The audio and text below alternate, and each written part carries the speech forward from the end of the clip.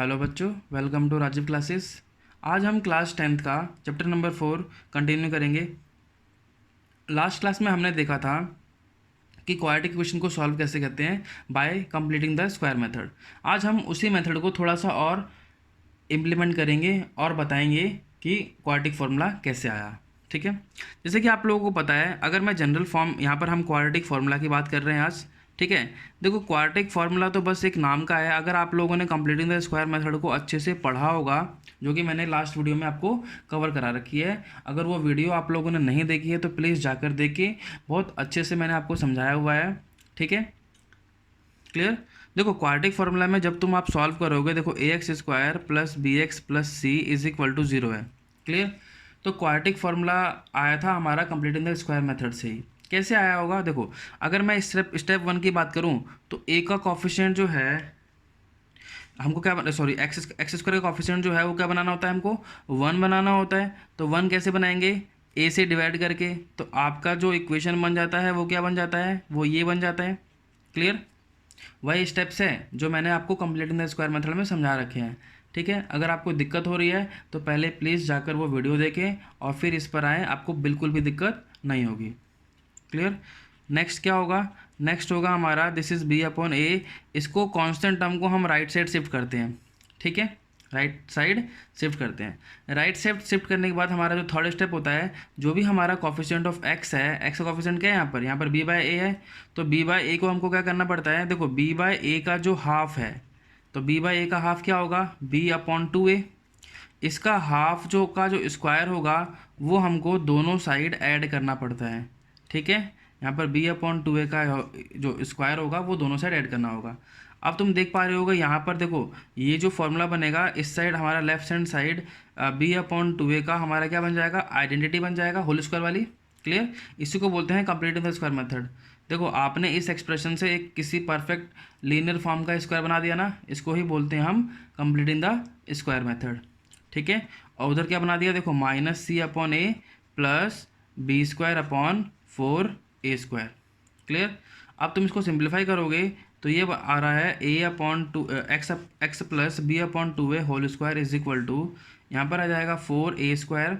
यहाँ क्या बचेगा, देखो एलसीएम लोगे तो यहाँ बनेगा माइनस का 4ac, क्योंकि c पहले से था और 4a की कमी थी, और यहाँ बन जाएगा b स्क्वायर।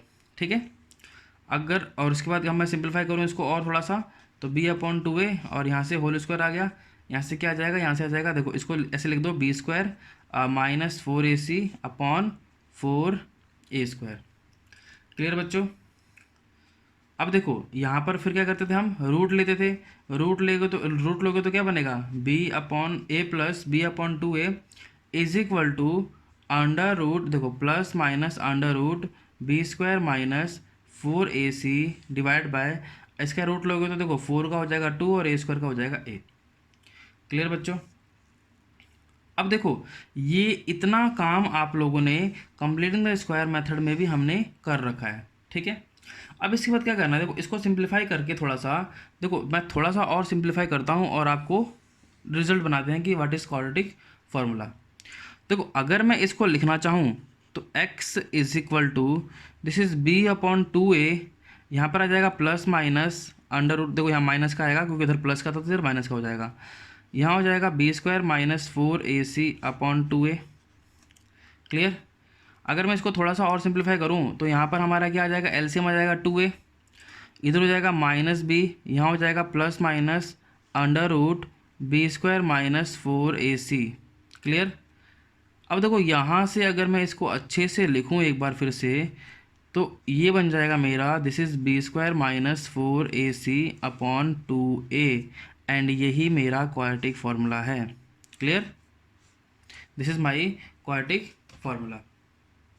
समझ आया बच्चों। देखो और यहाँ पर एक चीज़ इंपॉर्टेंट चीज़ क्या है, देखो यहाँ पर जो बी स्क्वायर माइनस 4ac है इसको बोलते हैं D. D is called discriminant. क्या बोलते हैं, डिस्क्रिमिनेंट। क्लियर।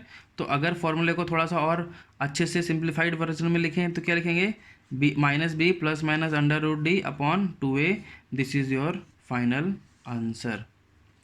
कोई डाउट किसी को?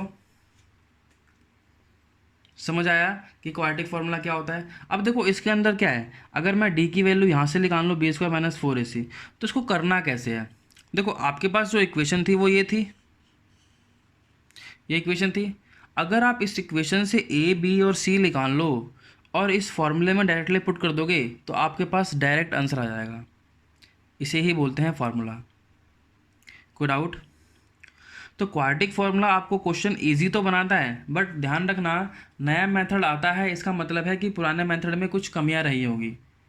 तो पुराने मेथड में कुछ कमियां रहने का मतलब है कि कुछ आपके पास ऐसे एक्सप्रेशंस बन रहे होंगे जिसको सॉल्व करना आपको कंप्लीटिंग द स्क्वायर मेथड से भी मुश्किल पड़ रहा होगा, इसीलिए हमको फॉर्मूले का डेरिवेशन करना पड़ा। क्लियर बच्चों।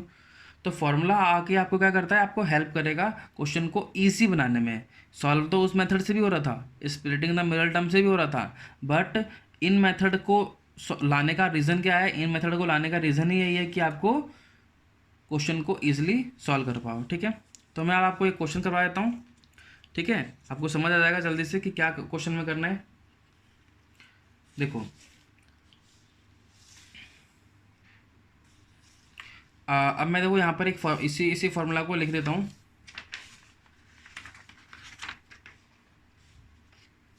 देखो अगर मैं आपसे बात करूँ इसकी, क्वेश्चन है मेरे पास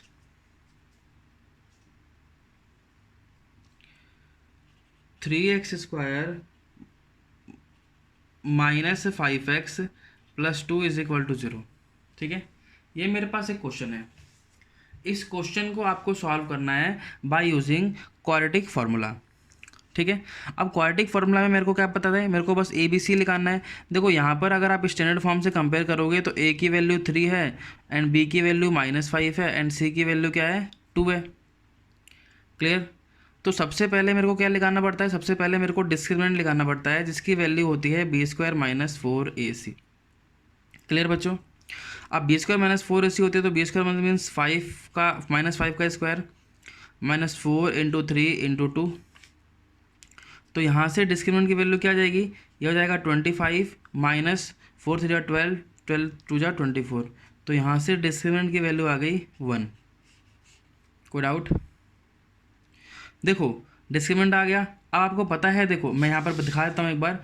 अगर सॉल्व करते हो तो यहाँ से x की वैल्यू क्या आ रही है, x की वैल्यू हो रही है -b plus minus √d, d means discriminant upon 2a। Clear. तो यहाँ से जो x की वैल्यू आएगी वो क्या आ रही है, देखो x इज इक्वल टू आ रही है -b plus minus √d upon 2a। This is your quadratic formula.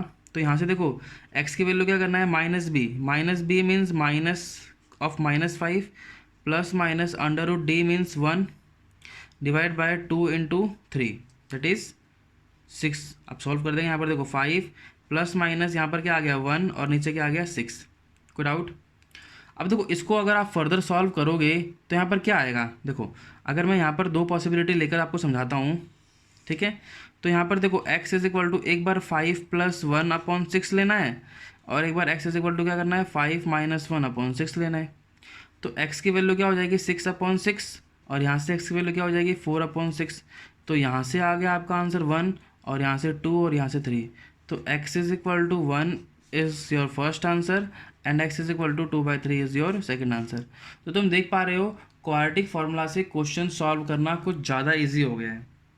समझ पा रहे हो बच्चों। ठीक है, देखो ये इन क्वेश्चनों के लिए तो आपको ईजी नहीं लग रहा होगा कि इन सब में तो आप 1 2 3 दिख रहा है।